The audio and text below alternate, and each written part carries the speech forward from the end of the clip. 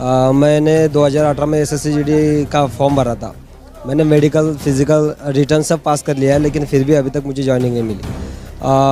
SSC ने 1,09,000 लोगों को मेडिकल फिट किया था, लेकिन उनमें से 55,000 को जॉइनिंग दी, लेकिन उनके भी मार्क डिस्प्ले नहीं किए। तो हमारा कहना एसएससी से यही है कि जिनकी आपने जॉइनिंग करवाई है उनके मार्क डिस्प्ले करो, और जो मेरिट से बाहर किए आपने 54,000, तो उनके भी मार्क डिस्प्ले करो कि हमें हमारी कमजोरी समझ में आएगी। नमस्कार, मेरा नाम नीलेश मोरे है, मैं महाराष्ट्र से हूँ। मैं 2018 में एसएससी कांस्टेबल जीडी एग्ज़ाम दिया था मैंने। उसमें 56,210 की 62,210 के पद की भर्ती हुई थी। तो उसमें 1,09,000 टोटल मेडिकल फिट कैंडिडेट थे। उसमें से सरकार ने सिर्फ 54,000 बच्चों को कैंडिडेट को सेलेक्ट किया, बाकी 55,000 बच्चों को मेरिट से बाहर निकाल दिया। किसी के मार्क बढ़ा दिए, किसी के मार्क कम कर दिए। ऐसा क्यों अन्याय किया सबके साथ? सब पेपर सेम रह के भी सरकार बोलती है कि किसी का पेपर हार्ड था, किसी का पेपर नॉर्मल था, इसलिए मार्क कम ज़्यादा कर दिए। लेकिन सबके साथ यहाँ पे अन्याय हो चुका है। बाकी की जो 55,000 बच्चे बाकी है, नित्यानंद राय बोलते हैं कि अभी फ़िलहाल CAPF में 1,11,000 पद खाली है।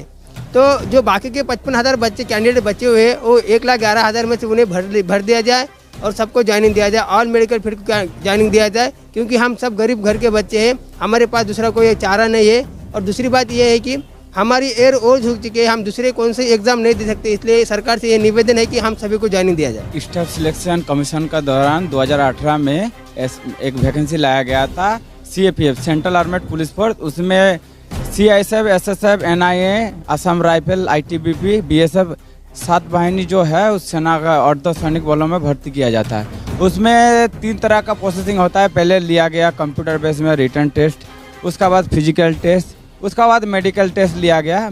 तीनों चरणों पास करने के बाद सरकार ने कोविड-19 में हम लोग के 1 साल झेला। मिनिमम 3 से 3.5 साल हम लोग लंबी इंतजार किया। लास्ट में सरकार ने हम लोग को 60,210 जो वैकेंसी था उसमें आधा बच्चों को मतलब 55,000 लिया और आधा बच्चों को छोड़ दिया। उसमें से जो गृह राज्य मंत्री नित्यानंद राय जी ने है वो 2018 में संसद में बयान दिया था कि CAPF में 1,11,000 वैकेंसी खाली है, जबकि जवान का जरूरत है हर भारत की कोना कोना में, क्योंकि जवानी एक जो है देश के हर कोना में रक्षा करता है। तो हम सरकार को यही पूछना चाहते हैं, जब हम लोग सारे इम्तिहान क्लियर कर चुके हैं तो हम लोग को ज्वाइनिंग क्यों नहीं दिया जा रहा है। और एक चीज़ बात है, जब आप नया वैकेंसी ला रहे हैं, 25 मार्च को बोल रहे हैं नया वैकेंसी, आपका नया वैकेंसी का ज़रूरत क्या है? पहले तो बोलते हैं आपका बजट नहीं है, आपका पास वैकेंसी नहीं है, तो आप नया वैकेंसी क्यों ला रहे हैं? अगर नया वैकेंसी लाना है तो पहले जो पुराना बच्चे जो फिट बच्चे हैं उसको लिया जाए। सरकार को हम यही बोलना चाहते हैं। जैसे कि अभी बंगाल में मेरा स्टेट में अभी इलेक्शन चल रहा, मोदी जी जाके, अमित शाह जाके बोलता है कि 72 लाख बच्चों को रोजगार देगा। रोजगार के नाम पे अब युवा को भड़का रहा, फालतू का बात करता है। सही दिशा में आप बोलिए ना। जैसे कि हम लोग बंगाल में मेरा जो लड़की है वहाँ पर पड़ा है, बीमार पड़ा है, बोलता है मोदी जी बोलता है बेटी बचाओ बेटी पढ़ाओ, बेटी बचाओ यही किया है कि बेटी बचाओ बेटी पढ़ाओ नाम के अब सड़क पर ला दिए बेटी को। उसके बाद मन की बात करता है। पहले हम लोग युवा का मन की बात सुनिए। आपका बात तो हम लोग आज से 2015 से मन की बात सुन रहा है। कभी भी युवा का मन की बात सुनो। भारत एक तो पहले किसी पता नहीं है, दूसरा है भारत एक युवा का देश है, जहाँ युवा शक्ति के लिए आज भारत में कोरोना के लिए लड़ा है, हर एक चीज़ के लिए लड़ा है। सड़क पर युवा गया था, जो बच्चे सड़क पर पड़ा था। तो सरकार को हम यही बोलना चाहते हैं, जो बच्चे मेडिकली फिट है उसको ज्वाइनिंग दिया जाए। आप नया वैकेंसी की क्या ज़रूरत है? मैं अविनाश कुमार झारखंड से आया हूँ। 2018 में CAPF एग्जाम निकाले थे SSC GD का। हम सरकार से यही पूछना चाहते हैं, जब उसको सारे बच्चों को लेना ही नहीं था तो 60,000 वैकेंसी की निकालती क्यों है? जब 60,000 वैकेंसी निकालती है तो उसमें मात्र 54,000 क्यों लेती है, पूरे क्यों नहीं भरती है? और जब हम SSC ऑफिस में जाते हैं, बात करते हैं, पूछते हैं तो आप यही रिप्लाई आता है कि जो नोटिफिकेशन में है वही समझा दिया जाता है और ये सब सिस्टम का काम है। नोटिफिकेशन हम जानते हैं, नोटिफिकेशन में लिखा हुआ है, लेकिन यहाँ पे कहाँ पे नोटिफिकेशन लिखा हुआ है कि मेरिट 3 बार मेरिट बढ़ाया जाएगा और 3 बार मेरिट बढ़ा करके लास्ट में आपको हाई कोर्ट में निकाल दिया जाएगा। जब किया जाता है कि मेडिकल के लिए एक सीट के लिए 3 बच्चा बुलाया जाता है, लेकिन यहाँ पर 3 करके उन लोगों को सब धांधली किया जाता है, सिर्फ सीट बेचा जाता है। हम सरकार से यही जानना चाहते हैं कि ऐसा क्यों करती है?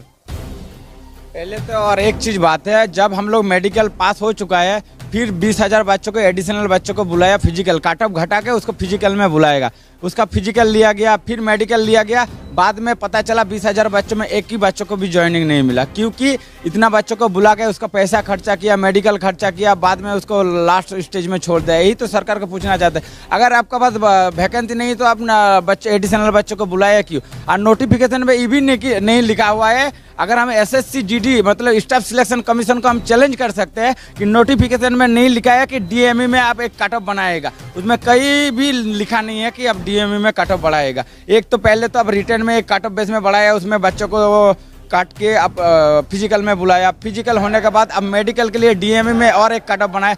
लास्ट में आप 2 बच्चों के लिए 15 से 20 नंबर हाई कट ऑफ करके अब बच्चों को छोड़ दिया। यही तो पूछना चाहते हैं, कहाँ है एक सीट पर 2 बच्चे जब लड़ता है तो 10 से 15 नंबर कैसे कट बनता है? जब SSC को पूछना चाहते हैं तो बोलता है ये हम लोग नहीं जानते। अगर हम लोग जो क्वालिफाई नहीं किया वो आप लिस्ट दे दीजिए, जो इतना बच्चा क्वालिफाई किया, इतना बच्चे क्वालिफाई नहीं किया, वो भी SSC ने बोल रहा है कि 2018 में बंद क्यों हुआ।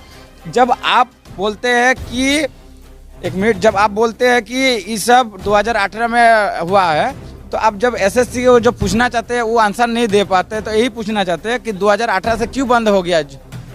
ये सब घोटाला है SSC में। और SSC को चेयरमैन से पूछा, आधा घंटा से बातचीत हुआ, जवाब नहीं दे पाया, बोला कि हम लोग का एक स्टेज दिया जाता है। अच्छा, एक बात, जय हिंद सभी को।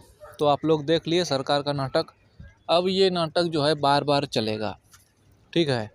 सरकार का वो नियम यही बन गया है कि स्टूडेंट से पैसा लो, उसका पैसा जमा करो और बस स्टूडेंट को दर भरवा के 4 साल 5 साल के लिए रखो, फिर से एक बार वोट देने के लिए छोटा मोटा वैकेंसी दिखाओ, स्टूडेंट को लालच दिलवाओ और फिर से कुर्सी जब मिले तो फिर सबके गांड पे लात मारो।